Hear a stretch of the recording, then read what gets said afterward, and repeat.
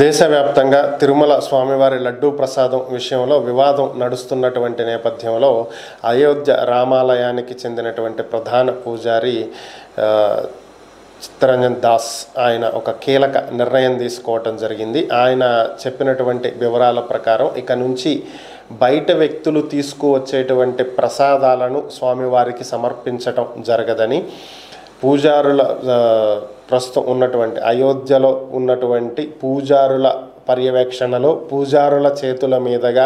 చేసినటువంటి ప్రసాదాలనే స్వామివారికి నైవేద్యంగా పెట్టడంతో పాటుగా భక్తులకు పంచిపెట్టడం జరుగుతుందని, ఇక నుంచి దేశవ్యాప్తంగా ఉన్నటువంటి అన్ని దేవాలయాలలోనూ ఇదే విధంగా